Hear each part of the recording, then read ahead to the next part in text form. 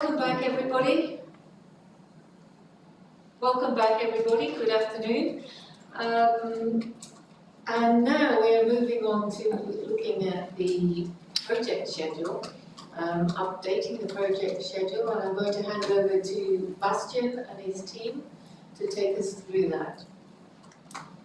Yes, I will start with a couple of opening remarks. I'm not sure who can move the slides at the moment.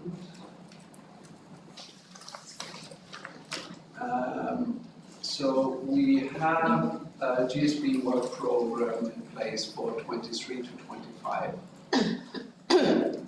A couple of years ago we decided that it would be helpful for the stakeholders to have an updated project schedule for every given year that is covered in the work program to reflect changes to that high-level work program in terms of priorities. So we're not discussing today introducing entirely new lines of work or anything like that. We're still within the remit of what is set out in the work program, but we're looking basically on the project level what we can commit to given current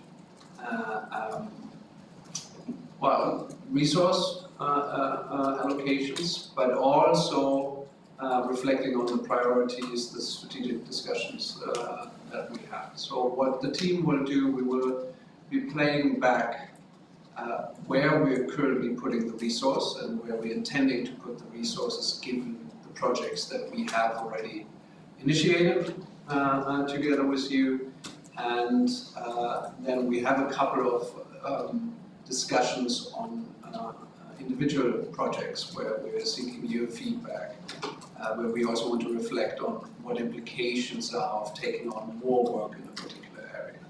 So it will follow the lines of the work program, looking first at topic standards, then at sector standards, and then the different additional projects under the implementation of the GRI standards, including the interoperability work and so on, and the cooperation with other standard setting bodies. And Harold will get us started covering the topic standards, and then we'll move to the sector standards.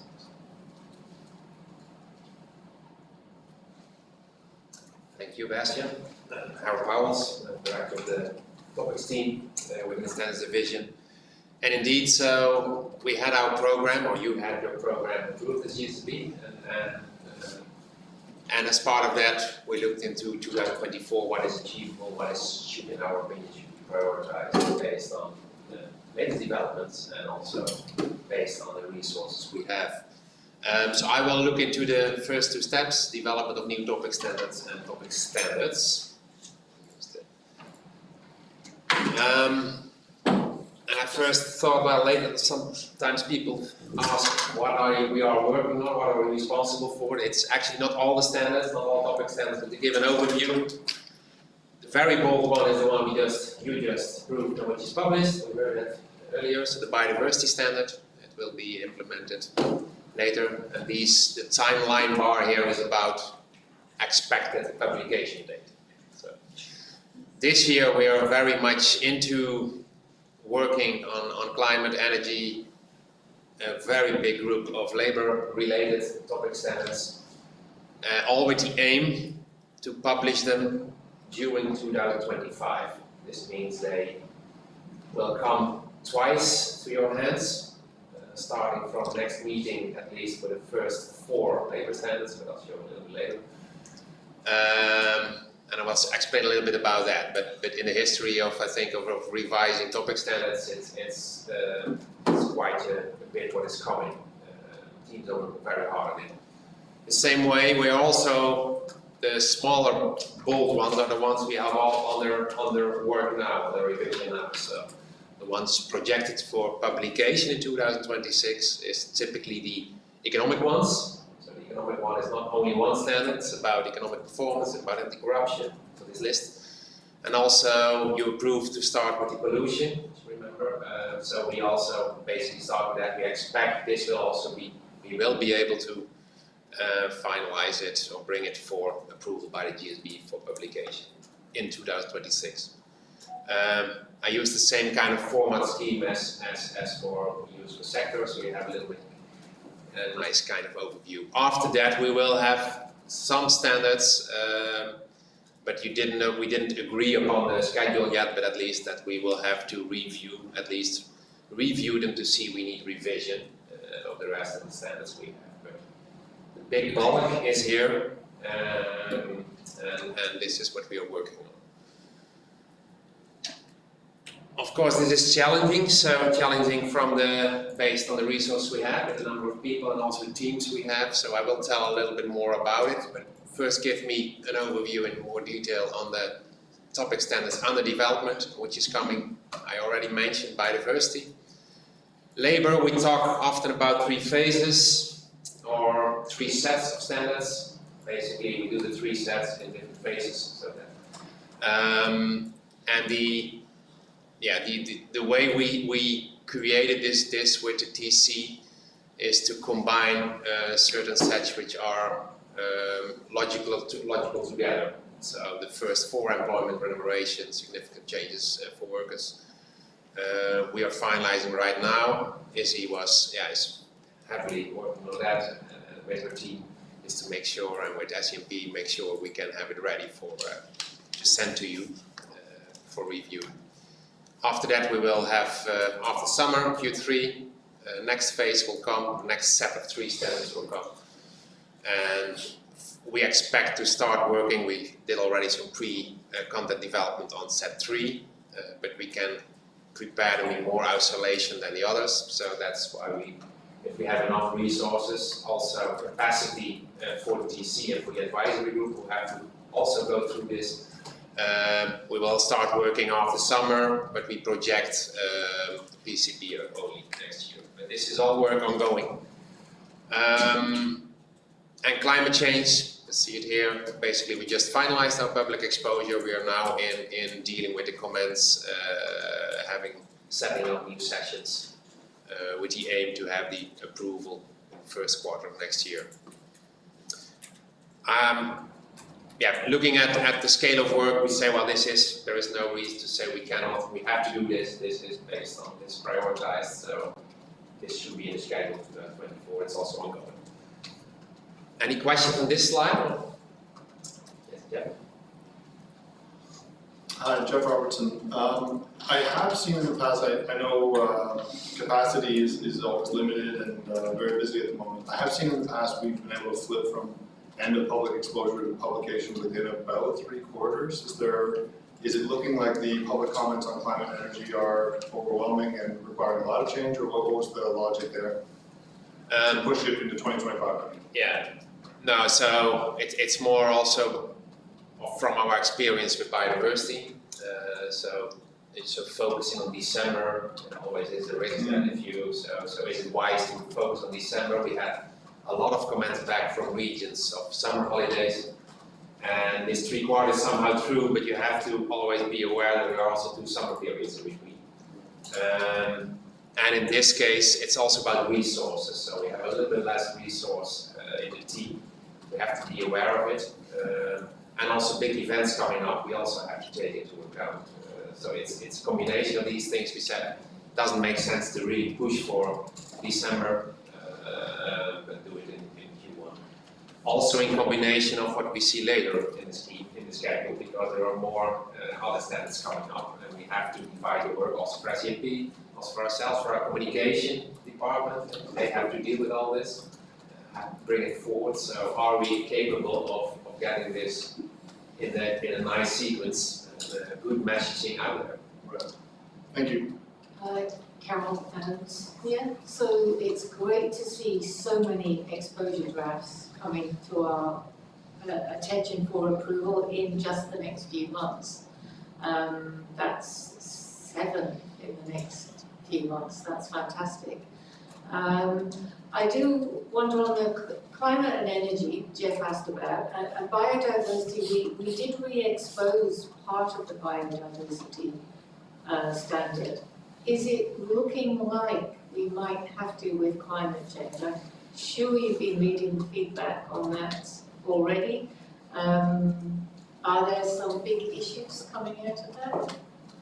Well, there's very good feedback, and we're, it's always difficult yeah, we're in the middle of it. Basically, all the disclosures and guidance we have included, that's where we also have comments on. So, in my expectation, it is very early to say. There is not one red flag somewhere. Okay. But we will have big discussions on, for instance, just transition, because this is new, transition plans. So there are many nuts to crack, actually. So we may be able to approve it sooner than Q1 2025, depending on what the feedback looks like, because you haven't been through it all yet. No, but yeah, you need also time with your DC and also the colleagues of SAP have to go through it. So you have a certain process where you know already, just by counting what Jeff was saying, you have some estimates. So this is at least a very safe one. In the occasion, we do it earlier, of course, we will discuss it. But I would say approval Q1 is the same one. Of course, great, thank you. Peter.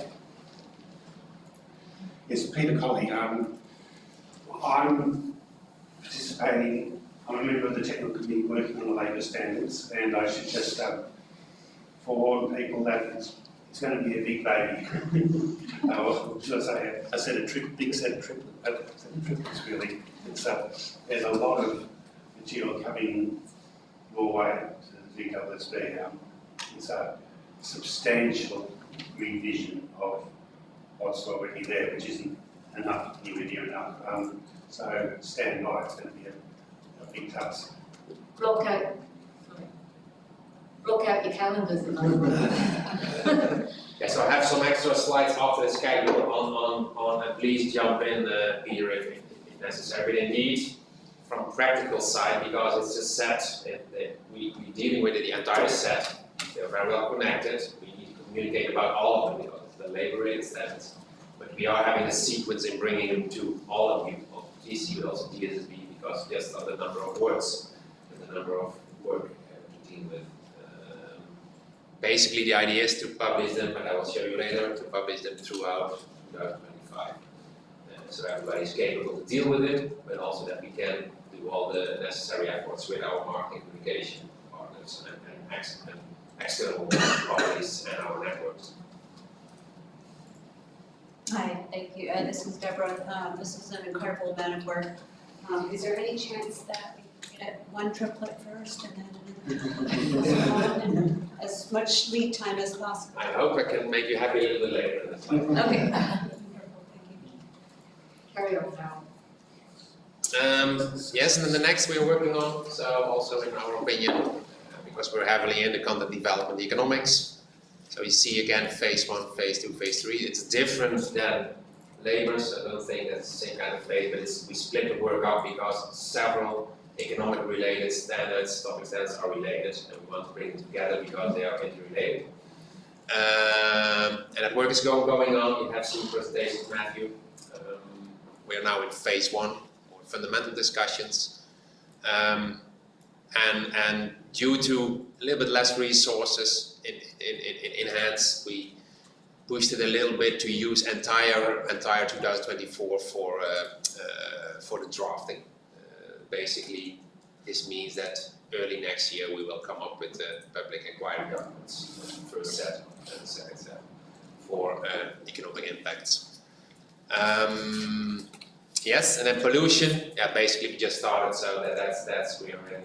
As we agreed, we will do a heavy scope survey, come back to the GSSB, explaining a little bit more this scope, but then find our experts, do public inquiry for them, and start drafting and working.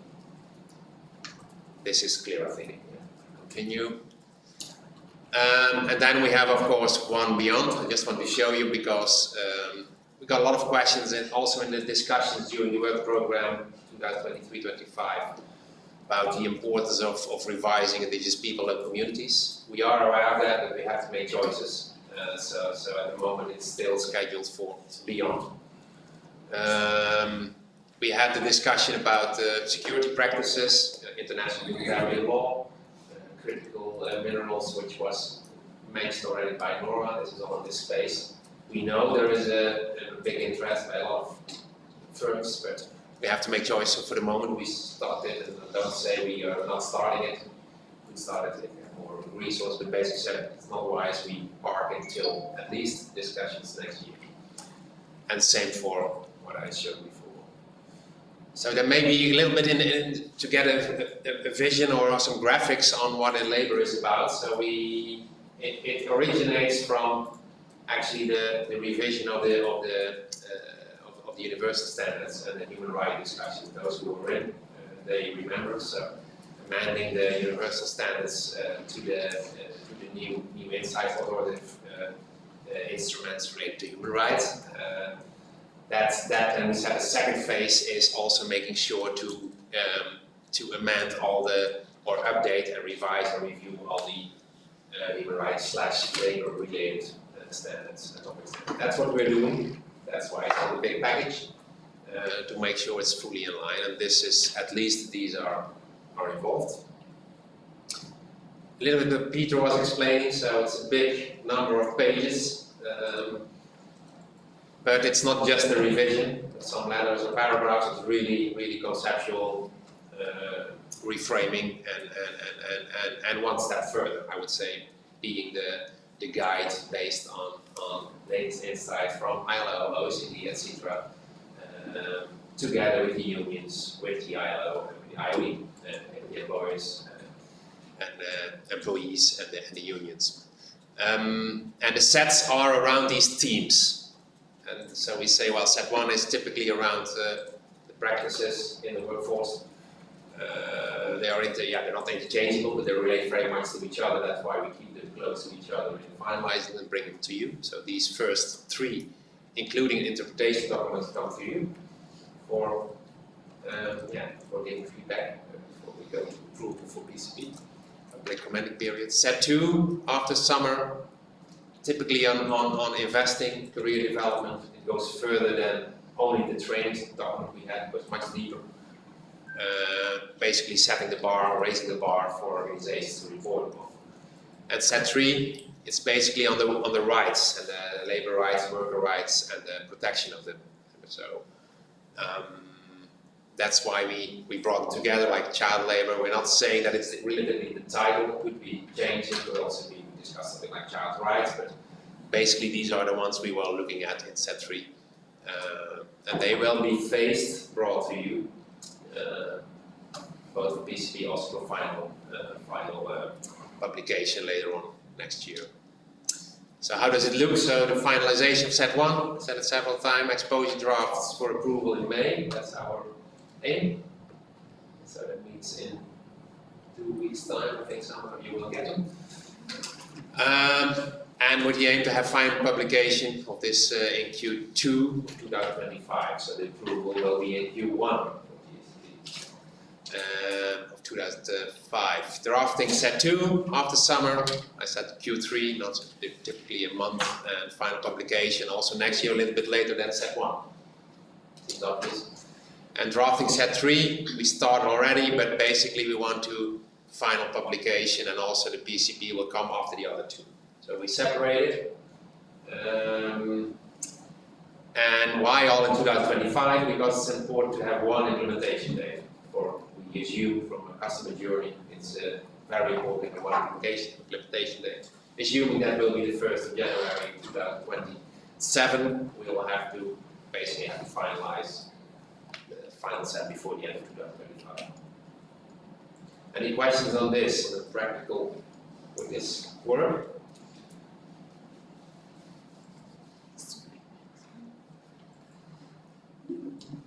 Any other questions on this one? Otherwise, we continue with the next.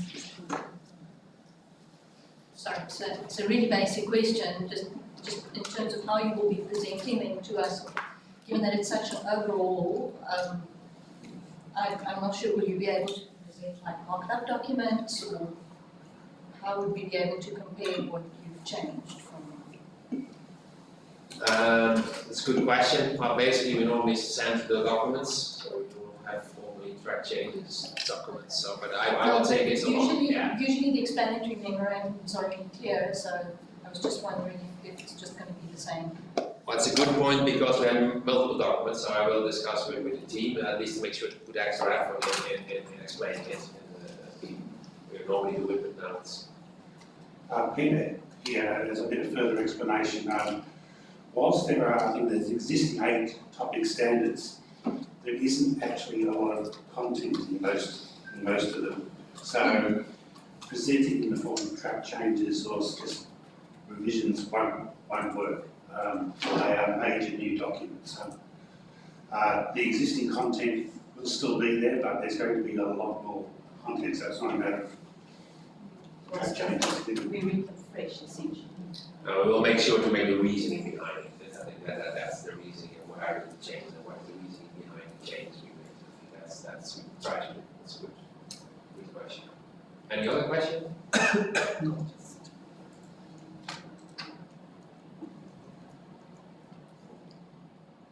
Sorry.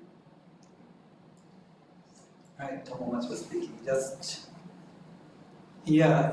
I wonder, is there any way to accelerate the speed up the process and from the exposure draft to the final application and to cope with all the changing landscape? So when we started, we said we can overlap these set 1, set 2, and set 3. But then we started thinking we have some people who have to discuss it and have to deal with it. To start with the TC, the technical committee, then also advisory committee, but also you as GSSB. So, but basically also our own team. We say this is not going to work. We're not able to process 10 standards. So look at the number of standards we have compared to one biodiversity standard. You cannot compare them, but so it's already a very big set of standards. So we said we have to be realistic and split it. So even if we notice, for instance, after PCP that it was a very difficult task for all of us to go through them, we could even decide to split it in 4 branches afterwards. So we have to be practical. So speeding it up, the question is, will you get better documents at the end, and will you get a better review and better feedback? We judged from not. So we think this is good to spread it. We were spreading it more. But we have to make sure the consistency is there. We of course want to preserve that. So they are somehow in a sequence, or close to each other. And those documents who are very much interrelated, we kept them close to each other. And maybe you could also ask Peter, do you think as a TC member we could speed it up? Speaking personally, I need to do this work. I'm committed to doing this work. It's not joyful work to do. But I think Timo and others, you won't want to speed it up once you see the amount of content you're going to be asked to assess. I think you might well have asked me for more time. Yeah, so it's about quality and then of course relevance, but there is, it doesn't make sense to really speed up for several months just because it will not help the quality. That's our at least final group till now. And so, Anna, quickly, and then we should move on. Thank you, Anna Nifanova. I just quickly wanted to support, I think, going through the process and giving the time for this significant updates to take place instead of rushing into it. Also because this talks about the labor topics and worker conditions. We don't want to, I think, burn out the team that's working on this standard. It's something to keep in mind, and we'll patiently wait and work hard to approve those. Absolutely, and also to acknowledge Peter Colley's time as a volunteer. It's a considerable amount of time. Let's move on because people have trains to catch. So this question, I will continue now with the sector standards, given an overview of where we are with the projects and how we see this unfolding in 24 and beyond. I think at the outset it is important to say that we are in a moment where we have a significant portfolio underway, but we're not anywhere near the capacity that we would have ideally like to have at this point in time. So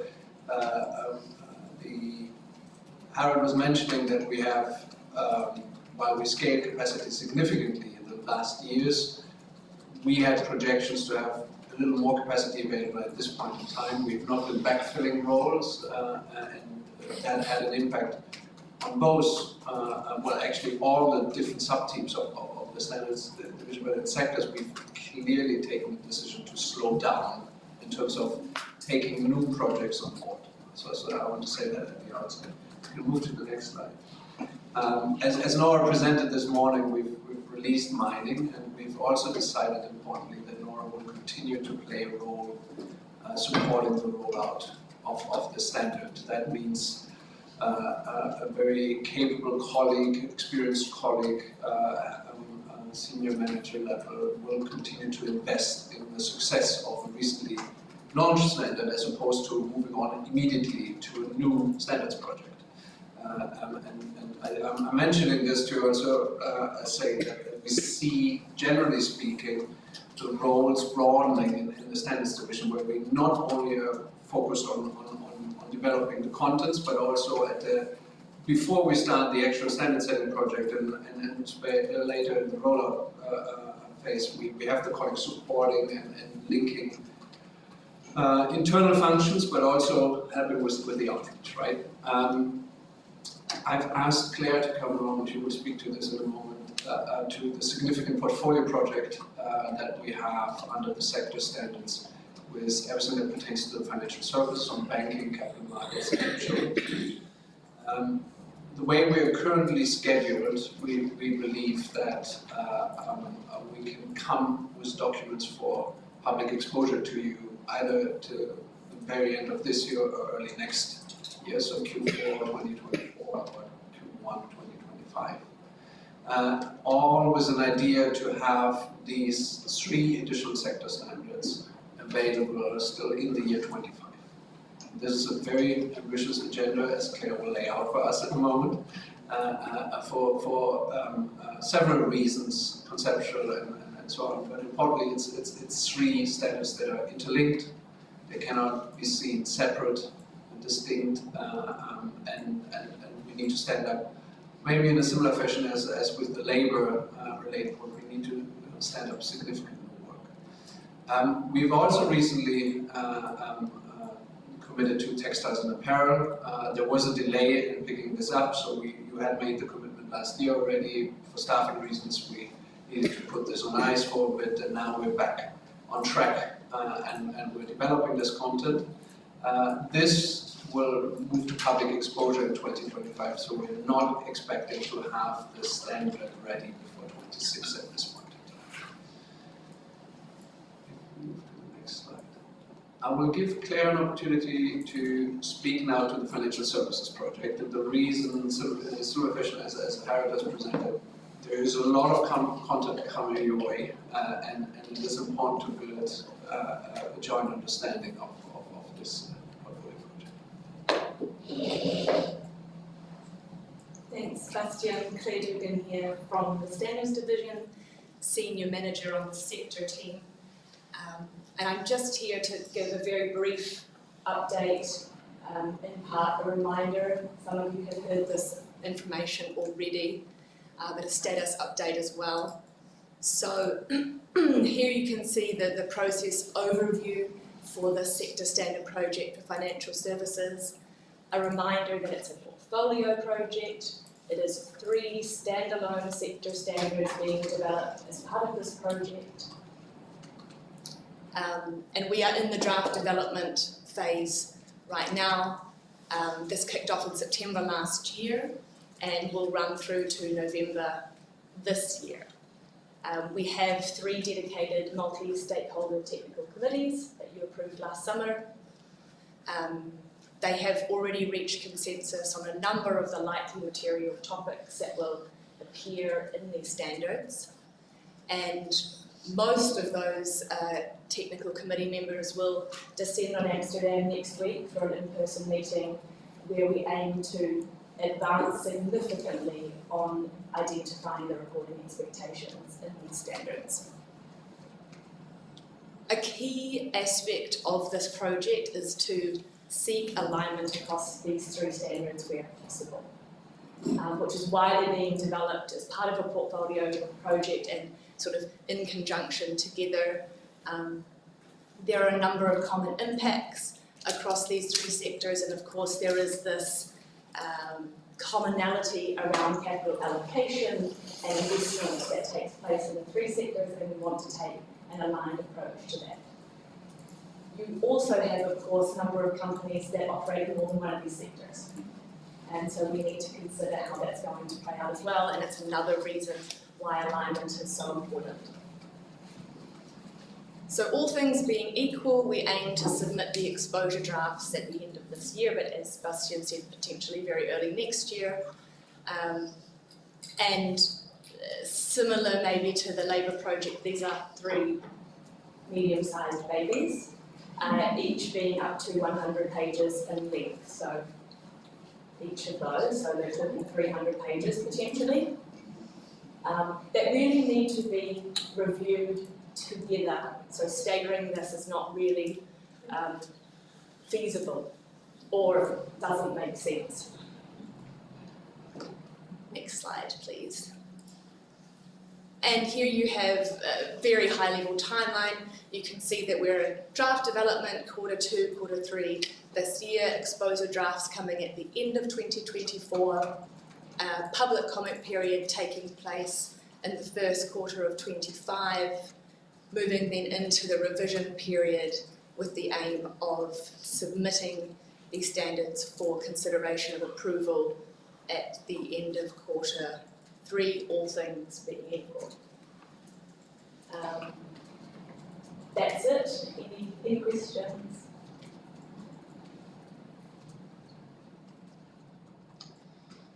No questions at this point. Thank you very much, Claire, and good luck with your meetings next week. Look forward to hearing how they go.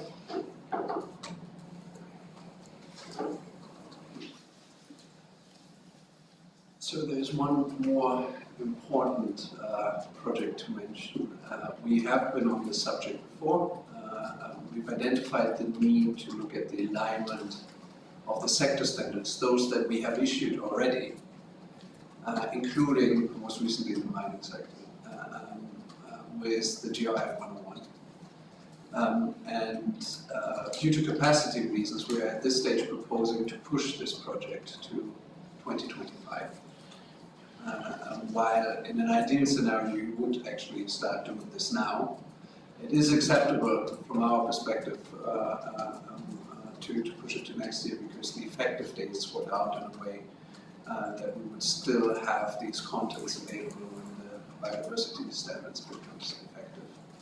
What we're proposing in addition, and that's a recent discussion within the team, is that we are also looking over time then at the climate change and energy related contents, because when we introduce these standards towards move towards approval at end of year, early next year, then we will be faced with the same dynamic that we have updated in more recent climate change and energy related contents, which are highly relevant for all the sectors. So that is something would be a slightly bigger project starting later.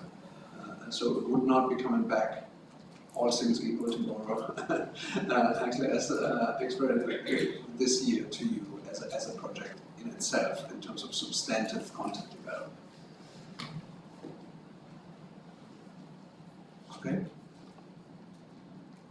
And then moving on to research. Oh, sorry, I missed that. Call. No, it's fine. No. Just a short question.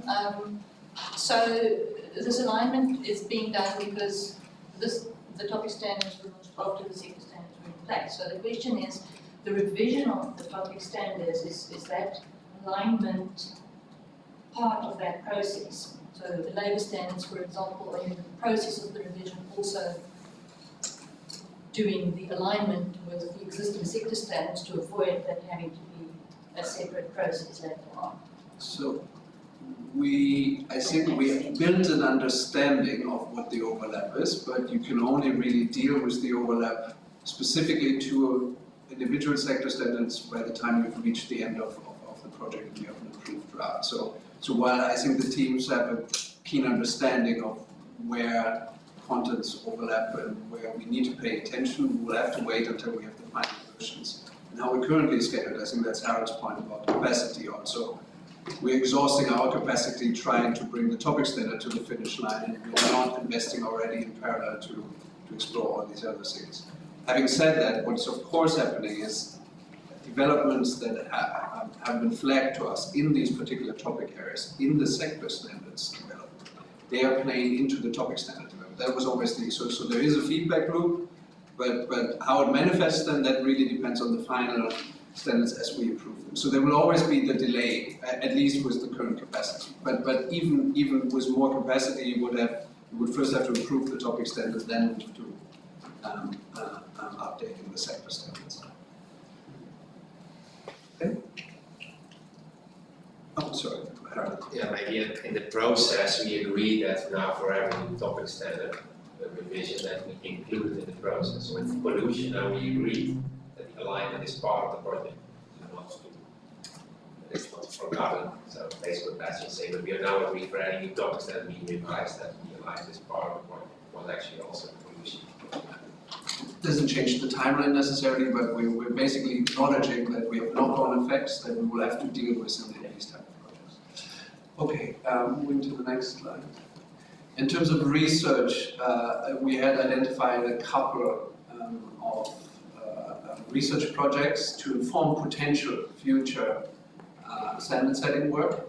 For me, it's important to highlight the potential because where we are right now, this will not trigger work on the standard setting front immediately, this is just for capacity reasons.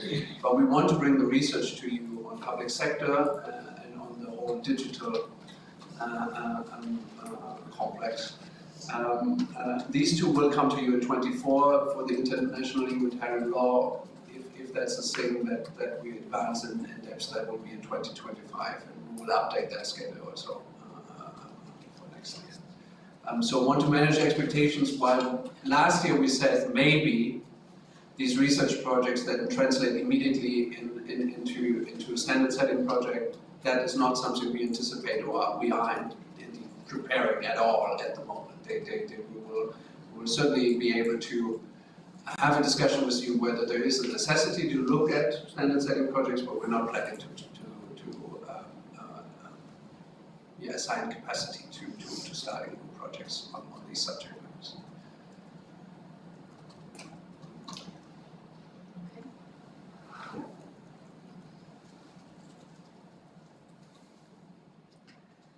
Good, this is Laura Stina.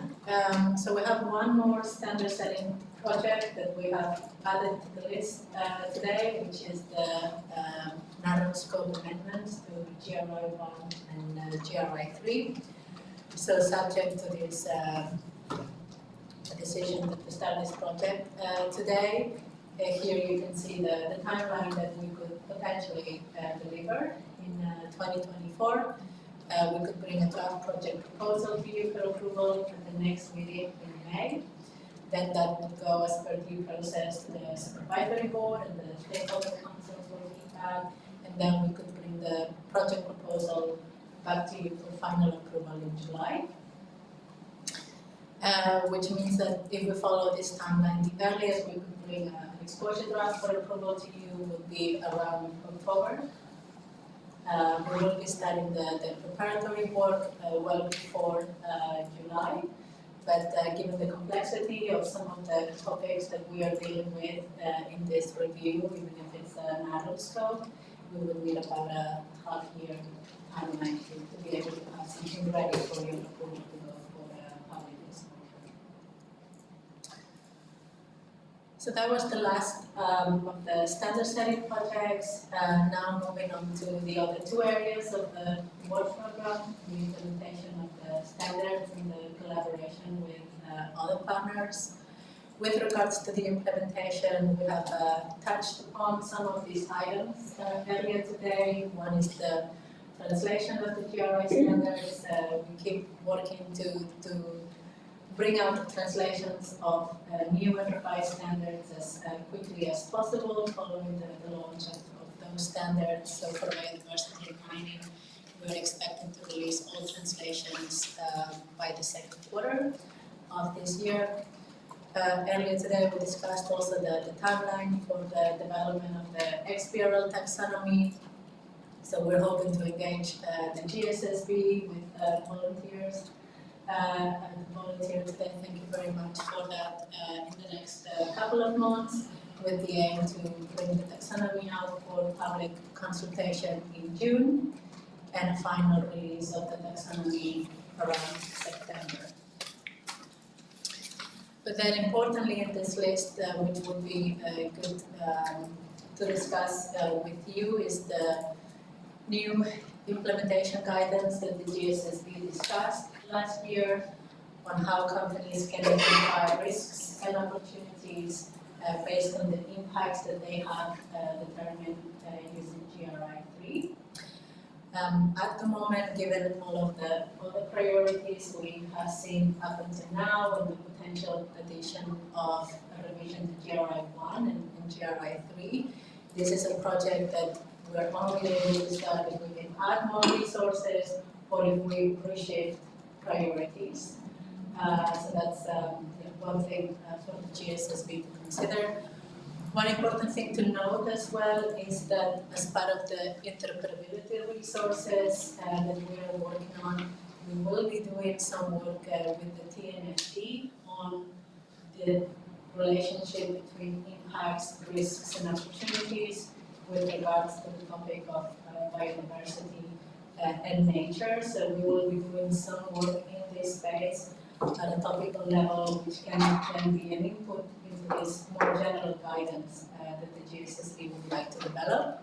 And for that, we're working with a time frame of end of 2024 to deliver this guidance together with the TNFD. So there is some work currently happening in 2024, but for this more general guidance, we will need to table the level of urgency that the GSSB would like to see and how we can arrange priorities to make that happen if the GSSB would like to. So Carol Adams here. I do think that guidance, the last one there, identifying risks and opportunities that arise from impacts, is urgent, important. It's going to help organisations. It's going to show how important their work is on identifying the most significant impacts through GRI standards. I would like to see that prioritised. I don't know about other members. I'd like to hear from other members on that. And then, of course, we'd have to look at what would be put back if there's a view that this is important.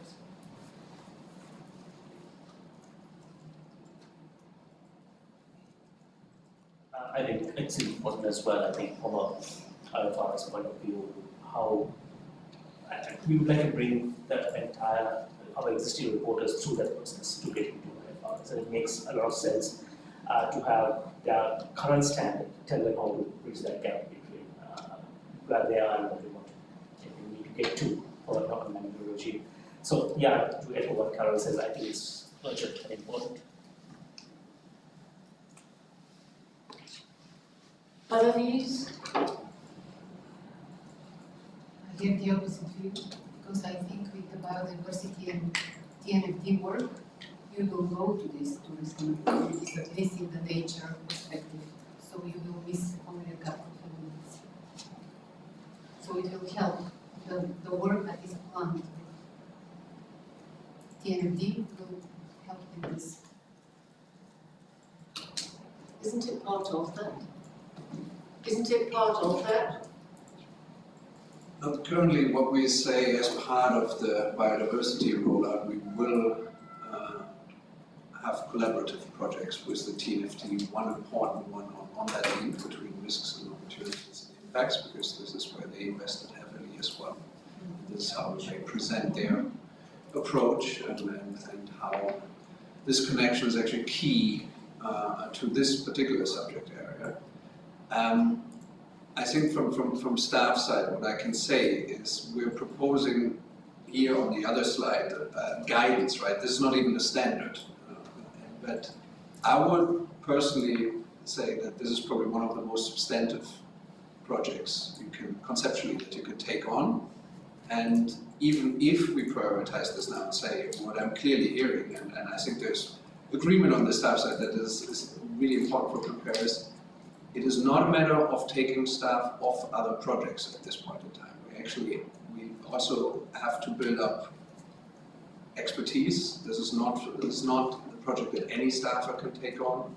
We need individuals with a certain expertise, and it will be a very significant engagement opportunity.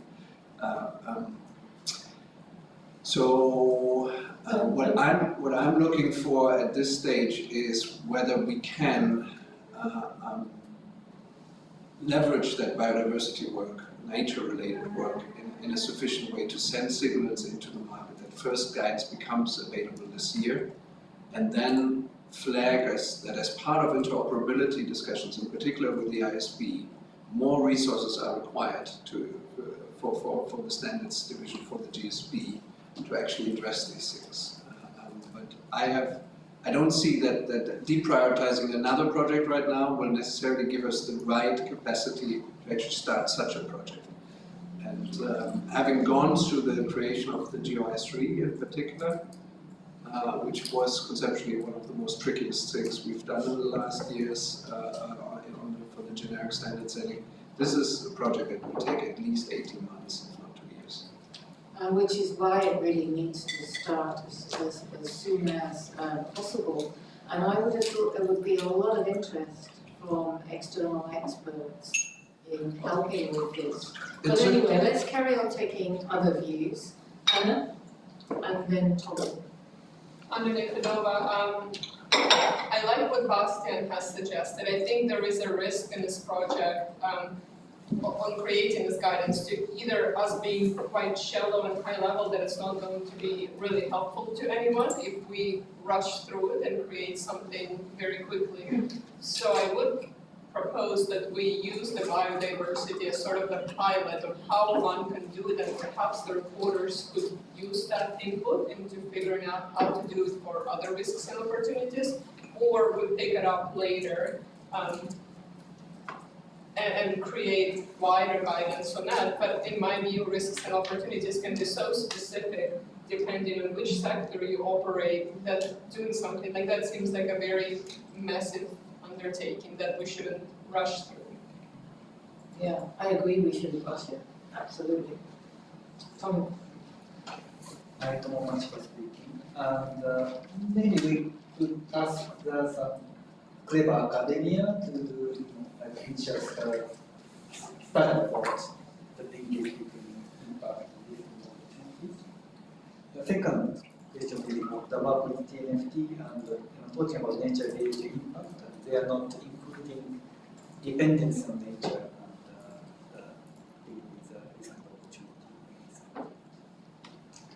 So, just I think to relate to the last comment from Togo, it is precisely because of that we want to work with the TNFT, because they have business networks, they have academia, others involved. They've explored to quite some detail that relationship of risks and opportunities and impacts. They started their process where it was not necessarily clear that they would arrive at the conclusion that this is essential for this area.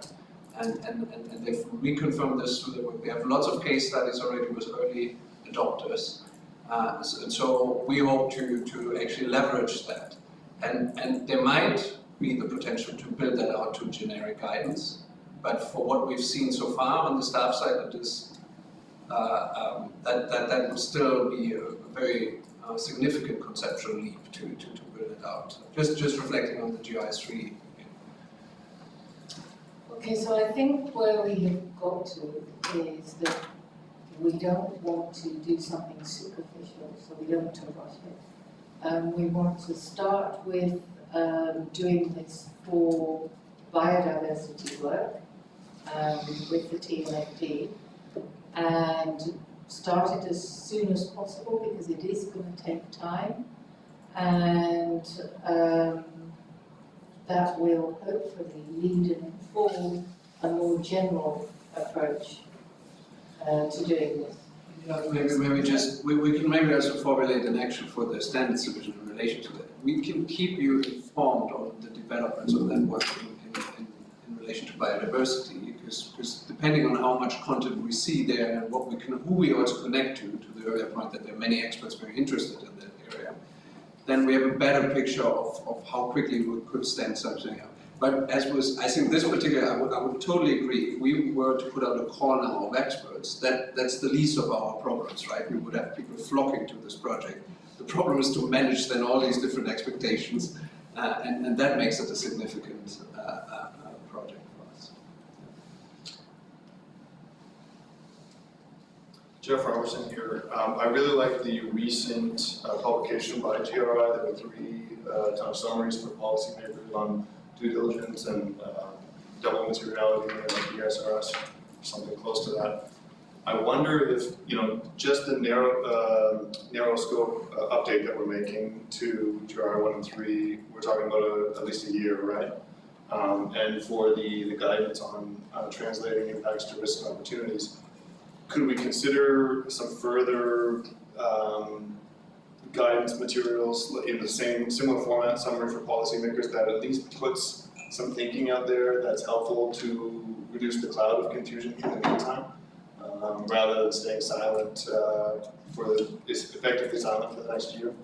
So do the quick and dirty and then the deeper quality thing later. Yeah, well, but also keep it at a higher level. Yeah. Also pointing maybe, I think the idea behind the work on nature would to point relatively quickly and also together with the TNFD to resources that have come about in their process already and examples, so that there are connection points. And that could take the form of one of these leadership, sort leadership pieces. Yeah, so the discussion, at least one thing is that we said together, TNFD, it's challenging. But both of us, you could say, both institutions got these questions. So that's good. And TNFD covered basically impacts, risks and benefits is also good. So we have all the things to build upon it. And in my opinion, we first have to go through the principal things based on business cases, just on examples how we could do it. That's what we will try to do. We also want to include it in our piloting, which Elodie showed. So piloting with several companies to testing. So it's a combination of things. And in the road to COP, let's say like that, also try to involve others and maybe have some extra material, but that's more marketing.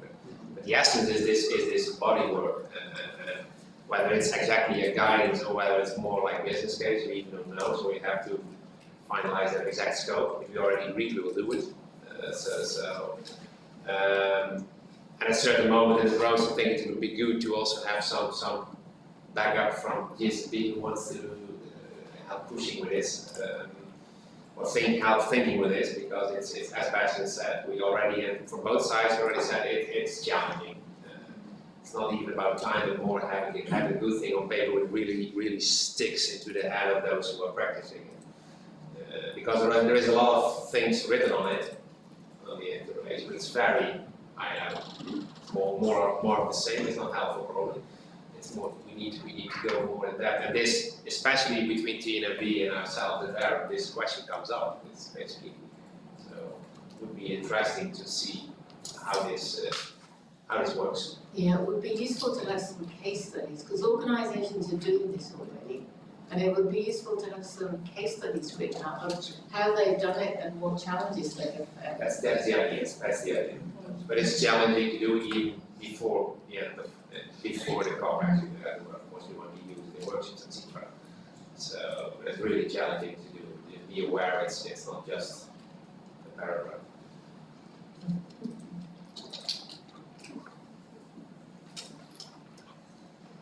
Good, and another area of implementation that takes up a lot of resources from the standards division, which is critical and for which we also get a lot of demand, is the interoperability of resources for other standards and national regulations. These are some of the ones we have committed already in 2024, but there could be more that come up throughout the year. As you know, at the beginning of the year in January, we published an interoperability guide on GHG emissions together with the GSSB, which was very well received by reporters. And the aim is to hopefully update and expand this guide early next year with the update of our climate change standard. So these are activities we have worked or will work in 2024, but for most of them, it will be an ongoing maintenance work to keep these resources up to date as soon as the GRI standards or the other standards are developed. Then we also have two other resources on the ESRS. One is an interoperability index that we developed jointly with EFRAG, and another one which is a more detailed level mapping with the ESRS, which was developed by the Standards Division. Both of them were launched at the end of last year in draft format, and now we need to finalize them and also update them to reflect the new GRI biodiversity standard. And finally, we also have the work with the TNFD that we mentioned, which will not only include the case studies and guidance on the link between impacts and risks and opportunities, but also a mapping document between the GRI standards and the TNFD recommendations. That we're hoping to bring out already in Q2 2024, and the case studies and guidance will come out later at the end of the year. Good. So then moving on to the last section, I will briefly touch upon the work we are doing with EFRAG, and then Bastian will touch upon collaborations we have ongoing with other partners. With regards to EFRAG, as you know, we signed an MOU at the end of last year to deepen our collaboration on standard setting, and in particular with regards to developing sector standards. And in that MOU, we have a commitment to develop a joint work program together with EFRAG to outline the key areas of collaboration. So that work to develop a joint work program is ongoing, but we can already give an overview of the work that is happening and the collaboration that is currently under discussion. So earlier this year, the GRI Standards Division provided technical input to EFRAG on the implementation guidance that they are developing on materiality, value chain, and the list of ESRS data points, again with a view to ensure as much interoperability with our content as possible. And we remain available to provide additional technical support when needed to EFRAG on these resources. We're currently looking to provide technical input into the draft standards for SMEs, both the listed SME and the voluntary SME standard. And as soon as EFRAG starts work on the non-EU standards, we will also be lending our support in that development. The biggest area of collaboration is likely going to be on the sector standards. As we heard yesterday, EFRAG intends to develop 11 sector standards by the end of 2026. We have already done work on sectors together with EFRAG last year. For example, we've done a lot of work to look at the alignment of the sector classifications, and we might be bringing this work back to the GSSB in the next few months where we see additional opportunities for alignment. And we also contributed to the development of the first two sector standards for mining and oil and gas, which EFRAG started at the beginning of last year, and that work is continuing now. So for those standards where we already have content available, we will be lending our assistance and technical support to EFRAG to ensure they are as aligned as possible with the GRI standards. Then we will have a number of sectors where both GRI and EFRAG are developing contents in parallel. So that is primarily for financial services and textiles and apparel. And for those standards, we will seek to coordinate content development as much as possible, even potentially co-locating public exposure moments to increase the synergies between the two processes.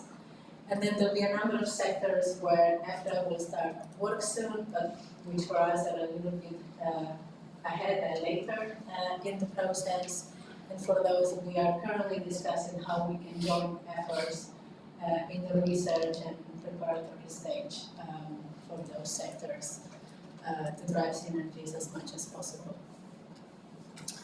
Another area of collaboration is the interoperability resources that we just mentioned. We are looking to finalize and update from GRI 101, as well as the work we are doing to align the taxonomies and to also provide a mapping of the taxonomies to streamline the tagging process as much as possible for reporters. Are there any questions before we? If not, maybe building on Laura's point about the collaboration with EFRAG, I think it's important to recognize that the more work we do with other standard setters, whether that's on a jurisdictional level or at the local level, these are new areas of work, very significant areas of work, and in our current budget allocation, I would look at it from a perspective of this additional capacity that is required. So what we're doing here with EFRAG in terms of commenting, that is something that is probably in our capabilities, informing technical assistance on already completed sectors as well, but everything else is a discussion that is about adding resources. And these discussions are also happening, of course, in the background. When we then go to the other standard setters on the next slide, importantly the colleagues of the ISSB, as we've several times now, we've referred to the fact that we are in discussions on how collaboration could work out between the standards board and could also become hopefully more specific in terms of agenda priorities that we formulate together. If there are commitments made, that there is a clear understanding, I think, across the whole of GRI that these are additional projects, new commitments that come also with capacity requirements, and very significant capacity requirements. They are very time consuming. Yeah. So I'm saying that just, when we look at what this will be in the coming weeks and months, and hopefully can come to commitments there, then that will also trigger all the other processes in terms of securing the relevant resource. And I think that is actually on both sides. With the ISB, it is also with EFRAG. It is, I think we're all waking up to the reality that this interoperability piece is, even if you co-locate interest and prioritize together, it's still a lot of work. So it's not going away just by running projects in parallel. Then very quickly, we have engaged with the key international boards in the accounting and insurance space over the past years, and we will plan to continue to do that. We have a deeper commitment in terms of participation in processes for IPSASB, the International Public Sector Accounting Standards Board, where a colleague is representing us on the climate-related disclosure project, to mirror our climate and energy standards and other relevant disclosures back into their work. We have had regular board-level engagement with the IAASB, also the International Ethics Standards Board for accountants, where we've attended meetings and represented into. And we plan to continue to do that. And then there is just a little mentioning at the end of the slide regarding national regulators and capital markets and the engagement. So we keep ramping this up. I think for where we are now compared to the beginning of last year, we're doing a lot more of this. But also there, we have to acknowledge that if we want to deepen this even more and have a longer list of regulators, national level regulators, that will require additional capacity. I leave it there. If there are any questions, happy to answer. Okay. If not, then I'll move us to the next steps. Yeah. Okay. Oh. All right, just go on the slide. Yes, just we are still in the process of defining what the collaboration will look like for EFRAG and ISB. And we anticipate that we will have more information for you in the coming weeks. For EFRAG, we have a working level meeting end of April to define work program priorities. We will update you in the main meeting for that, certainly related to the ISB will update. We want to propose to approve a project schedule based on today's discussion in the main meeting. Given what we know right now, we can always then add things at a later stage. But I want to close with one remark. Even if there is additional capacity becoming available, with the hiring cycle in our industry, you're looking at 4 to 6 months to have staff in the team, and another 4 to 6 months until they're fully operational. So these things are not, like even with, if capacity becomes magically available, this team is if anything, almost overcommitted already with the running project. So I think while we have to push for more resource in the interest of furthering collaboration, interoperability, and all of that, there is a timeline perspective to this as well. Yeah. Thank you.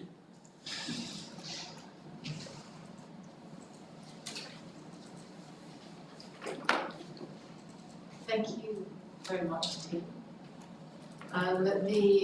The work that's been done by the Standards Division, the leadership of Bastian, Harold and Lara to date is fantastic, really high quality work, I think so much of it, so thank you all very much for those efforts.